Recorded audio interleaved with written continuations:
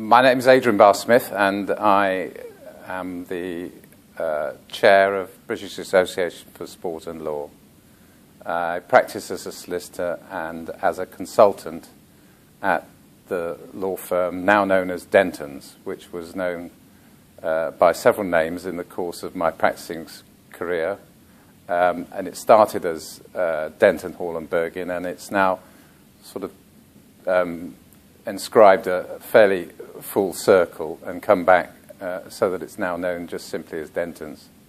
I work there in the TMT, Technology, Media and Telecoms department, and for several years I've spearheaded the sports practice there.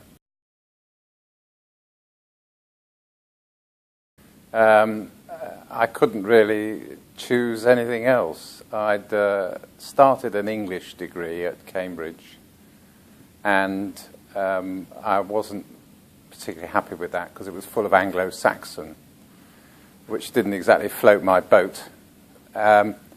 So I had a conversation at the end of my first year with my father, and I said, these are the options: archaeology and anthropology, which the Prince of Wales has just done, history of art, or law.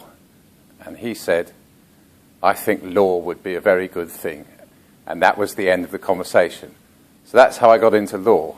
As it was, I wasn't particularly happy doing a law degree either.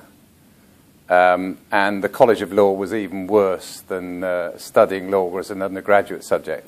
However, as soon as I got into a law office, starting my articles, the light bulbs all went on, and I understood then what it was all about. And from that moment, I've been happily practicing as a solicitor for, I won't tell you exactly how many years, but a good long time. I'm afraid this is rather a long answer, but I'm going to give you all the detail. So I joined Denton's in 1982, and in 1983 I was asked by a man called Ernest Saunders, who was then chief executive of a company then called Guinness, if I would look after the interests of Guinness. Ernest Saunders, who later had one or two difficulties with the authorities in connection with contested takeovers and the like, described himself as being interested only in two things. One was money and the other was football. And since he was about to combine those two interests, he wanted somebody to look after his back. So the commercial arrangement was a sponsorship by Guinness of Queen's Park Rangers Football Club. Queen's Park Rangers at that time had just installed a plastic pitch, which was fairly innovative. It was, I think, the only one in the UK.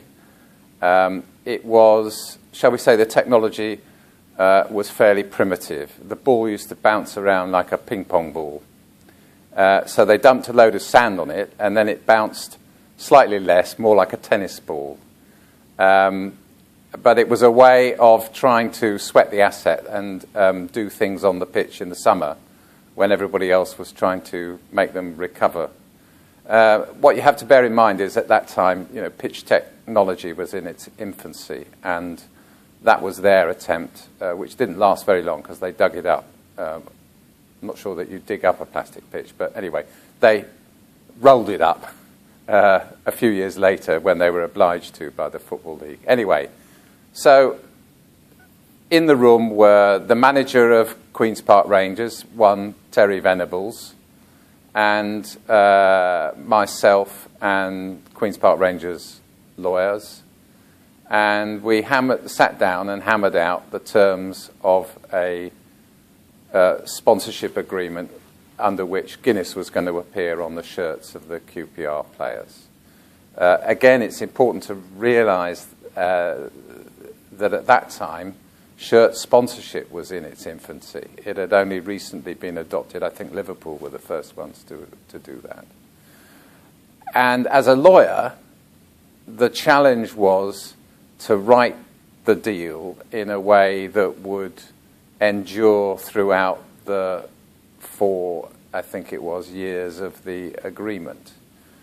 I didn't have a precedent. I had to sit down with a blank piece of paper and write the sponsorship deal from scratch, which I think, as a lawyer, is probably one of the bigger challenges.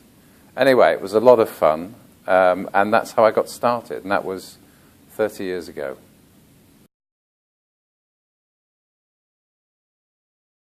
I think 2 things. Well, 2 instances, probably. One was acting for Garry Kasparov, the world chess champion, which was an incredible roller coaster because he's an incredibly bright and interesting individual. He was playing chess even while the Soviet Union was still maintaining its hegemony over the Eastern Bloc, and he was having to take on the Soviet establishment in doing so. So that was interesting. I'll tell you a little story about how he rang me up one day at the time when IBM had persuaded him to help them devise a computer program, which was called Deep Blue.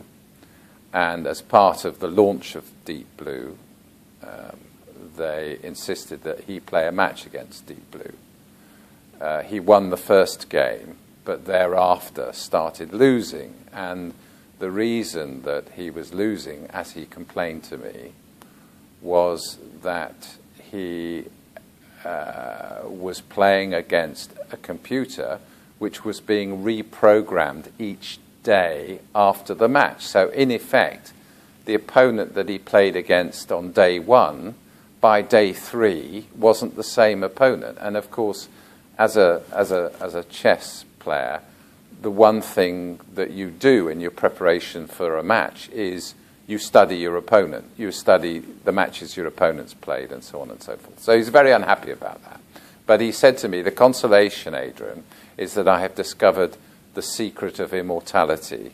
He said, because after I go, he said, I'm going to leave behind me the Kasparov chess program, and then I'm going to be world champion forever. So Garry Kasparov, that was quite a journey, I can tell you. The other thing I would have to say, and it's a pity that I have to say this, but from a legal perspective, it was very interesting to me to have conducted on behalf of the Premier League their Bungs inquiry, which was triggered by various allegations. Some of them were fairly thinly veiled in the paper about brown paper bags being passed over at motorway service stations and the like. One of the casualties of that was of course, George Graham, the manager of Arsenal. But one spent a while, quite a lot of time, sifting through bank statements, taking statements from various people in football, various witnesses, visits to Norway, and the like, trying to see whether there was any fire in the middle of all this smoke that the media was trying to create. But it was sad because it was, frankly, it was tawdry. It was people taking cash out of the game who shouldn't have been doing it, and behaving in a way that did no credit to them or to the game in general. So that's why I say that with a fairly heavy heart. But it certainly was interesting work to try and chisel your way through the evidence that we had before us, because we had no statutory powers. We were relying upon cooperation from people who needed to cooperate in order to continue working in the game. But it was hard work. But as I say, it was not something that I took great pleasure out of. But intellectually and professionally, it was a satisfying project. Well, I by that stage, I think I'd learned a little bit more than copyright. And indeed, by that stage, I'd been advising the Premier League, which only had, my recollection is correct, staff of 4, possibly 5, when it started in 1992. So being their legal advisor was a fairly full-on affair, and one was required to advise on various constitutional issues, on indeed regulatory issues, on commercial issues, and it was a fairly full briefcase that I carried around at that time of various issues.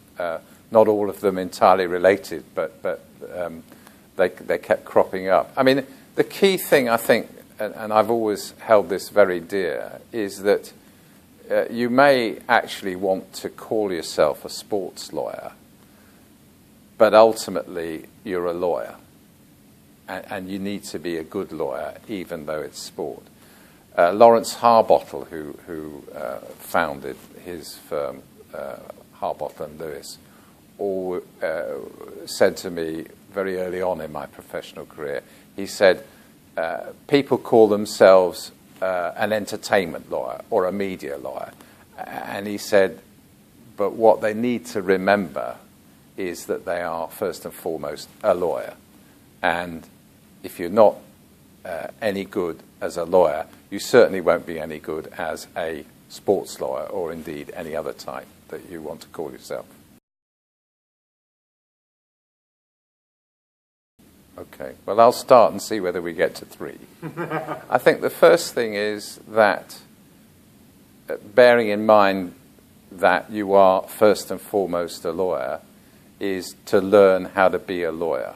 I was very lucky. I did my training in a general firm, general practice firm in Gray's Inn, which was also where I was introduced to copyright, which was great. I ended up acting for the Royal Opera House, the Royal Ballet, Ian Dury and the Blockheads, publishers, writers, and that was seeing copyright in action. So it's important to understand what being a lawyer means, how you communicate that knowledge to a client, how you research problems, how you evaluate risk for the client's benefit, and thus you're able to add value to the issue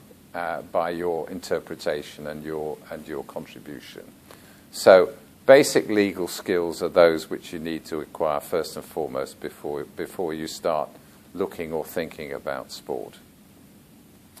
I think the second thing is that I think the better sports lawyers are not the ones who keep, with the greatest respect, I'd have to say this, with the greatest respect to my professional colleagues, but the best sports lawyers are not fans with wigs. They are professional lawyers, and they happen to be doing sports not only because they're interested in it or they follow a team, but also because actually they can do it. They know their subject matter, and they are able to do what I explained earlier: add value, come up with analysis, deal with, advise on risk management issues and the like. I think the third thing is probably triggered by my view of what's going to happen with the legal profession. It's now not the profession that I joined. It's clearly a profession which is in further transition with the demise of legal aid. Sport, as we know, has thus far fared reasonably well, as distinct from some other areas of the economy. But there's no doubt that there's an oversupply of lawyers. So how does that impact on your aspirant sports lawyer? Well, I think the answer is you need to have a bit of humility and go for whatever opportunity you can create. And if that means that you start out by volunteering, or you do some reporting of games, or indeed a little bit of filming and starting to meet people and build up a network that way, then that's what you have to do. I think there's no substitute for a qualification, so you can either do